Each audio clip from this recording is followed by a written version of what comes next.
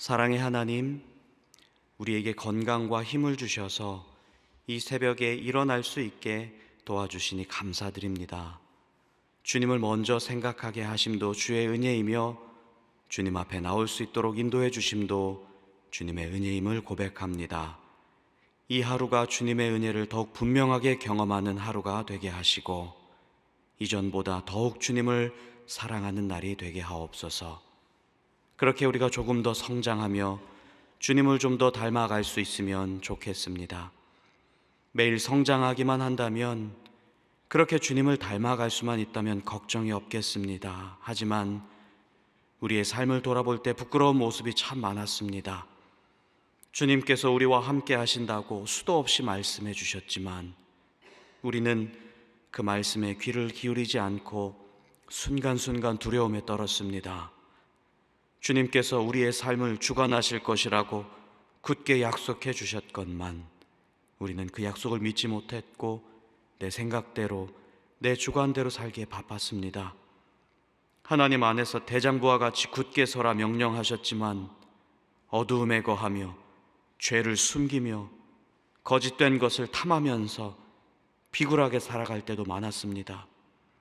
주님께서 그 귀중한 보배 피의 은혜로 우리를 자유롭게 하셨건만 우리는 세상 권력에 사로잡힌 종이요 악한 영에 굴복하는 노예로 살아가기도 하였습니다. 주님, 이를 어쩌면 좋겠습니까? 다른 핑계를 댈 수 없습니다.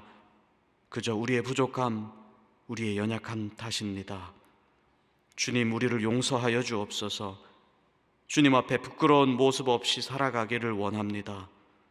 주님과 동행하면서 세상 앞에서 담대하게 살아가고 싶습니다. 임마누엘 하나님 손을 의지하면서 주 앞에서 겸손하게 살아가게 하옵소서. 주님께서 이끄시는 대로 순종하며 감사하면서 살아가고 싶습니다. 주님의 말씀을 묵상하며 좌우로 흔들리지 않고 그 말씀의 기준대로 살아가고 싶습니다. 어두운데 빛이 빛이라 말씀하신 주님, 우리의 앞길을 비춰주셔서 빛 가운데 걸어가며 어두운 세상을 밝히 비추는 주님의 자녀들 되도록 은혜를 베풀어 주옵소서. 평화의 하나님, 세계의 폭력 문제 해결을 위해 간구합니다. 2년 전 미얀마 군부 쿠데타 이후로 미얀마의 폭력 사태가 장기화하고 있습니다.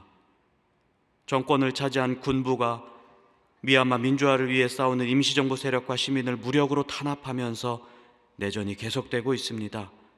지금까지 약 1만 3천여 명의 구금자가 발생했고 군경의 폭력으로 사망한 자들이 3천 명 가까이 된다고 합니다. 정치, 경제, 사회적 전반이 무너지며 시민의 삶의 터전이 위협받고 200만 명에 달하는 실향민이 생겨났습니다. 미얀마 국민들은 자신들의 나라를 언제든 죽을 수 있는 곳이라고 부른다고 합니다. 하나님, 천하보다 값진 것이 한 사람의 생명인데 너무나 쉽게 생명이 짓밟히고 있다는 소식을 접할 때 안타까워하지 않을 수가 없습니다. 자비하신 하나님, 각국의 외교적 관여, 국제사회의 지원을 통해 미얀마 땅의 평화와 민주적인 미래가 펼쳐질 수 있기를 원합니다. 그들을 도와주셔서 조속히 안정을 되찾을 수 있도록 하옵소서. 한반도 평화를 위해 기도합니다. 여전히 북한 정권은 대량 살상 무기로 동아시아의 평화를 위협하고 있습니다. 핵과 미사일 개발로 위협을 고조하고 있는 북한을 다스려 주옵소서. 그들은 외교적으로 고립되는 것을 문제로 여기지도 않습니다. 권위주의적으로 시민을 통제하며 시민에게 자유를 보장하지도 않습니다. 세계적으로 가장 부패한 나라 중 하나라는 오명을 뒤집어쓰고도 아랑곳하지 않습니다. 무엇보다 만군의 하나님이신 주님을 두려워하지 않습니다. 주님, 북한 땅을 긍휼히 여겨 주옵소서. 그들을 부패한 권력으로부터 구원하여 주시옵소서. 소망교회와 성도들을 위하여 기도합니다. 어려운 경제 상황 속에서도 크고 작은 사업체를 운영하시는 성도님들이 어려움을 잘 이겨내도록 도와주시옵소서. 그들의 마음과 생각을 붙들어 주셔서 주님을 굳게 의지하고 신뢰하는 가운데 솟아날 희망을 얻게 하여 주옵소서.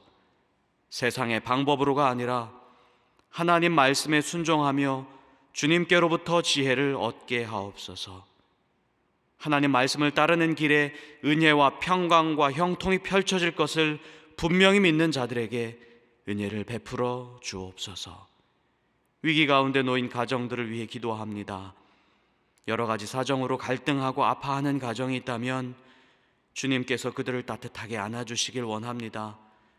주님의 사랑으로 마음의 상처들이 깨끗하게 아물고 회복되게 하여 주시옵소서. 자녀의 건강과 마음과 영혼의 문제로 고통스러워하는 성도들이 있다면 그들에게 소망의 확신을 주시길 원합니다. 자녀들의 마음 문을 두드리시사 그들 마음 문을 열고 생명의 주님을 그 안에 모시도록 작은 계기라도 허락하여 주옵소서. 건강 문제로 낙심한 성도들이 있다면 히스기야와 같이 주님을 붙들게 하시길 원합니다. 그들의 간구를 외면하지 말아주시며 더 매달려 기도하는 힘을 주셔서 주님의 그 따스한 손길을 분명하게 체험하도록 하여 주시옵소서. 오늘부터 시작되는 유년부 겨울 성경학교를 위해 기도합니다. 유년 1부와 유년 2부 교역자, 교사들이 연합하여 한 마음으로 기도하며 준비한 성경학교가 하나님의 은혜 가운데 잘 진행되게 하시고 참여하는 어린 영혼들의 마음에 하나님 말씀이 자라나게 하여 주시옵소서. 이제 말씀 앞으로 나아갑니다. 영원한 양식을 사모하라 하셨사오니 더욱 말씀을 사랑하게 하여 주옵소서. 성령님께서 비추시는 빛으로 우리의 무지함과 영적인 어두움이 온전히 밝아지도록 인도하옵소서. 우리 주 예수 그리스도의 이름으로 기도드립니다. 아멘. 오늘 우리에게 주신 하나님의 말씀은 에스겔 36장 1절에서 15절까지의 말씀입니다. 에스겔 36장 1절에서 15절까지의 말씀을 함께 봉독하겠습니다. 인자야, 너는 이스라엘 산들에게 예언하여 이르기를, 이스라엘 산들아, 여호와의 말씀을 들으라. 주 여호와께서 이같이 말씀하시기를, 원수들이 내게 대하여 말하기를, 아하, 옛적 높은 곳이 우리의 기업이 되었도다 하였느니라.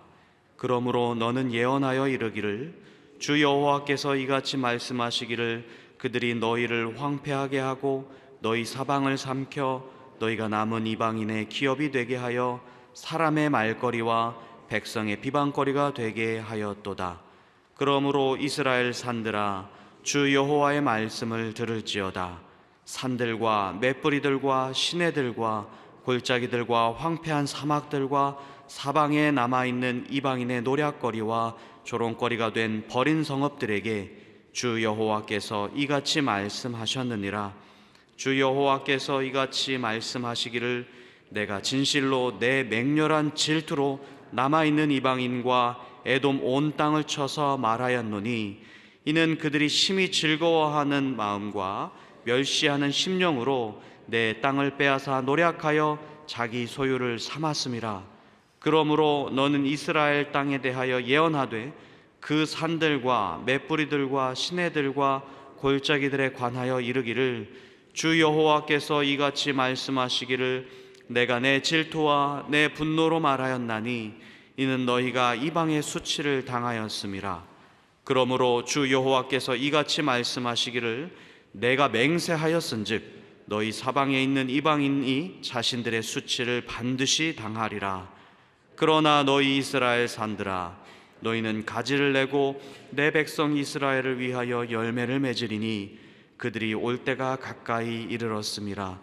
내가 돌이켜 너희와 함께 하리니 사람이 너희를 갈고 심을 것이며 내가 또 사람을 너희 위에 많게 하리니 이들은 이스라엘 온 족속이라. 그들을 성읍들에 거주하게 하며 빈 땅에 건축하게 하리라.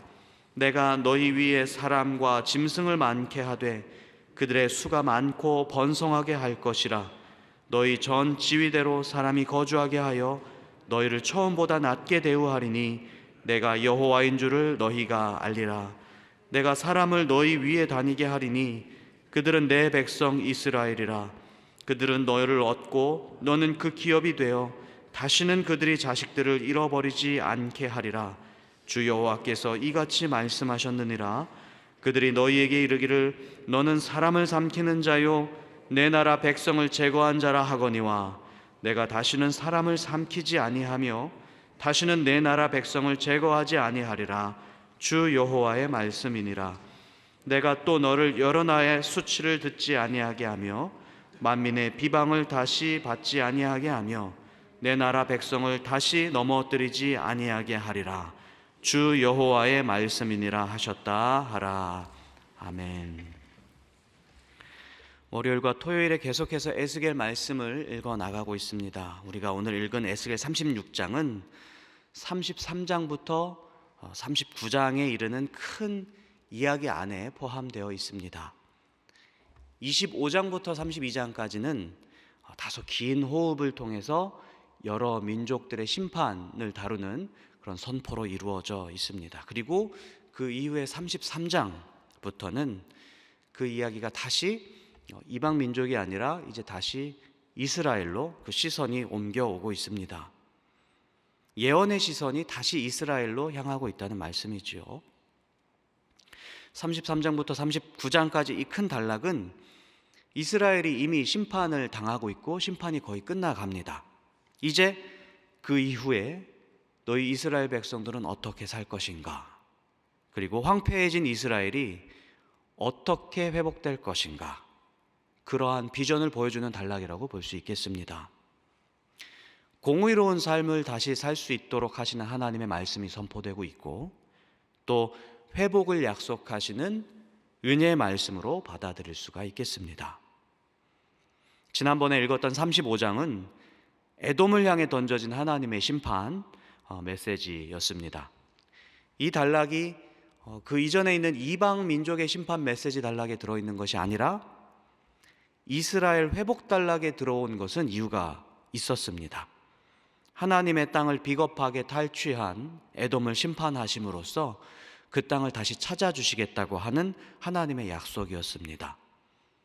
그러니까 회복하기 위해서 반드시 심판이 필요했다, 이렇게 이해하면 되겠고, 그렇게 말씀 우리가 들은 바 있습니다. 36장도 비슷한 주제가 이어지고 있습니다. 하나님께서 에스겔 선지자에게 이렇게 말씀하십니다. 1절을 한번 같이 읽어보겠습니다. 인자야, 너는 이스라엘 산들에게 예언하여 이르기를 이스라엘 산들아 여호와의 말씀을 들으라. 아멘. 조금 독특한 표현이죠. 보통 하나님께서 예언자에게 말씀하실 때 그 예언의 대상, 예언받는 대상이 주로 어떤 백성들이거나 민족들이었습니다. 그런데 이번에는 어디다가 예언을 선포하십니까? 산에다 예언을 선포하십니다. 하나님의 선포를 듣는 이 청중이 산들이라는 말씀입니다. 왜 하나님께서는 산에다가 예언을 선포하셨을까요? 그 예언의 내용을 한번 살펴보면 2절에 이렇게 이야기하고 계십니다. 한번 2절 같이 읽어보겠습니다. 시작. 주 여호와께서 이같이 말씀하시기를 원수들이 내게 대하여 말하기를 아하 옛적 높은 곳이 우리의 기업이 되었도다 하였느니라. 이 말씀을 이제 세 번역으로 읽어보면 원수들이 고지대를 점령하고서 기뻐했다, 이렇게 표현하고 있어요. 즉 하나님의 예언을 듣는 이 산은 이방 민족들에 의해 점령된 이스라엘의 고지대의 땅이라는 것을 알 수가 있겠죠. 전투적으로는 전략적 요충지대라고 할 수 있겠습니다. 그런 3절부터는 하나님께서 이스라엘 산들이 겪었던 이 수치스러운 상황을 설명해 주시는데요. 이렇게 말씀하십니다. 그들이는 원수들이고요, 너희를 이스라엘 산들을 황폐하게 하고 삼켰다. 이것이 골자입니다.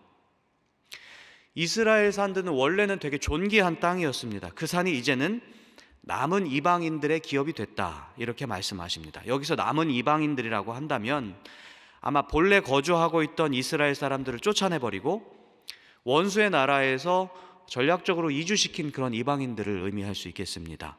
그러니까 원수의 나라에서도 그 중심지에 사는 사람들이 있었지 않겠습니까? 근데 거기서도 밀려난 이방인들, 그래서 이스라엘의 이 산들에 밀려와서 거기 전략적으로 거주하는 사람들, 그러니까 그들 역시 그렇게 존귀한 사람이라 볼 수 있지도 않고 또 본국에서 추방된 이방인일 수도 있겠다라고 생각할 수 있겠습니다.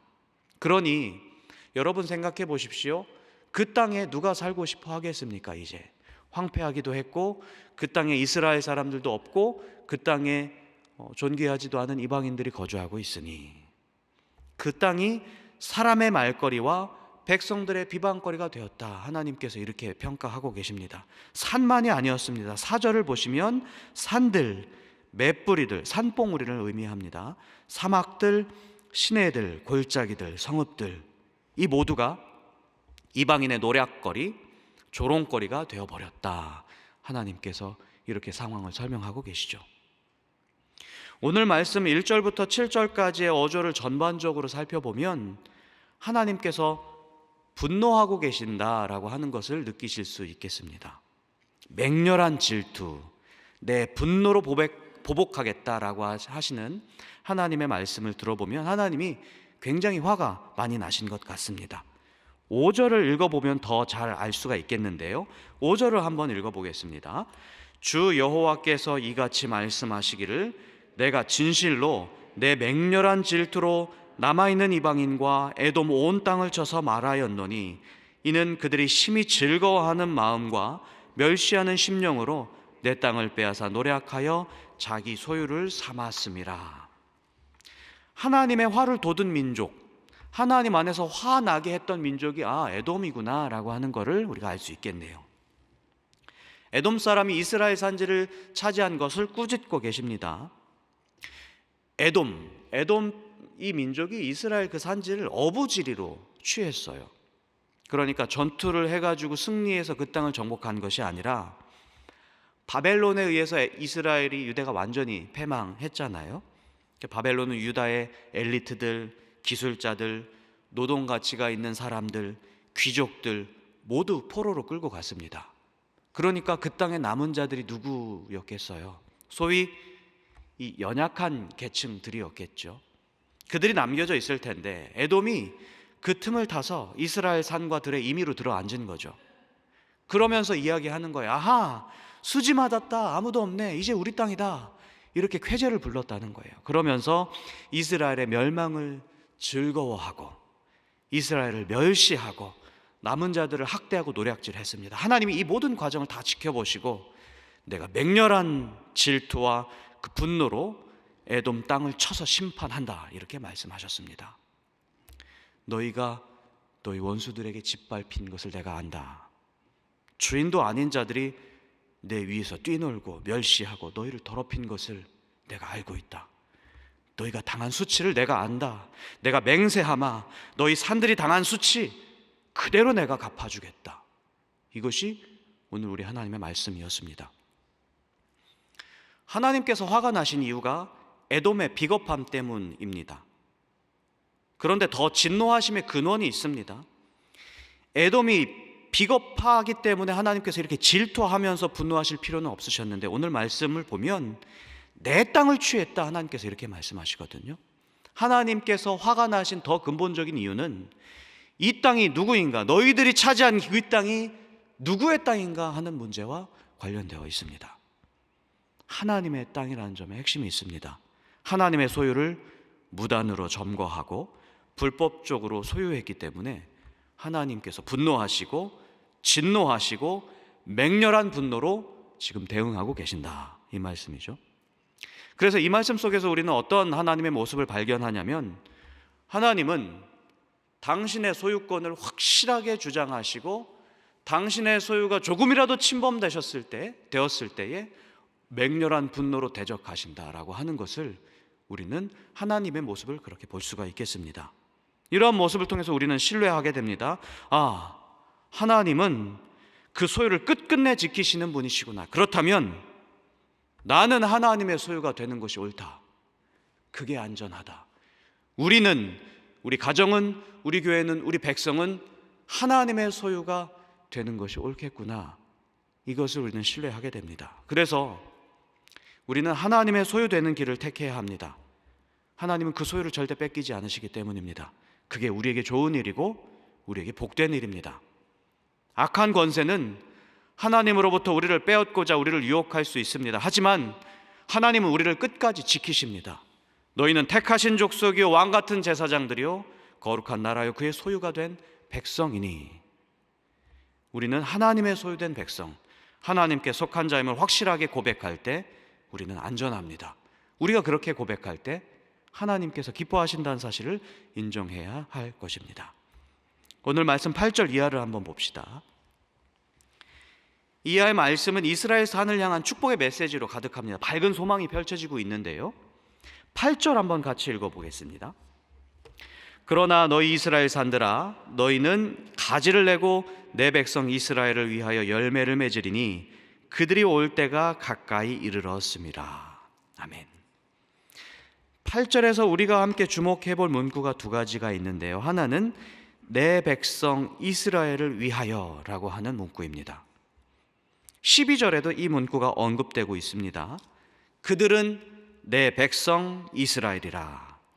그들이 너를 얻고 너는 그 기업이 되어 다시는 그들이 자식을 잃어버리지 않게 하리라. 하나님께서 산들을 향해서 예언하셨고 또 이스라엘 산이 침범되는 것에 대해서 분노하셨습니다. 산에 대해서 소유권을 주장하고 계시는 것처럼 느꼈는데 알고 보니 하나님께서 지금 이 모든 일을, 이 모든 분노와 이 모든 맹렬한 질투를 이스라엘 백성을 위해서 하고 계시는 것이구나 하는 것을 깨달을 수가 있습니다. 당신의 백성을 위한 일이었습니다.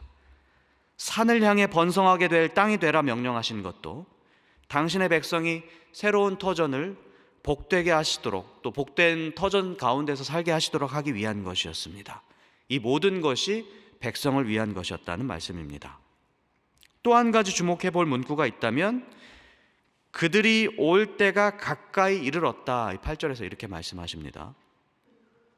그러니까 이스라엘 땅이 완전히 황폐해져 있습니다. 근데 이제 하나님께서 그 산의 본래 모습을 회복하라 명하십니다. 가지를 내고 열매를 맺으라 하시고 또 삶의 터전으로서의 모습을 갖추라고 하십니다. 하나님이 지금 무엇을 준비하고 계십니까? 이스라엘 백성들이 포로 가운데에서 벗어나서 이 땅으로 돌아올 것을 지금 준비하고 계시는 중입니다. 하나님이 당신의 백성들이 백성이 돌아오기 전에 미리 그 땅을 살만한 땅으로 예비해 놓고 계신다, 그 중이다, 이렇게 우리는 이해할 수가 있겠습니다. 그래서 9절 황폐한 땅을 경작할 만한 땅으로 회복시킬 것이고 10절에 이스라엘 온 족속을 그 땅들에 채우실 것이고 11절에 짐승까지도 번성하게 하시겠다 하십니다.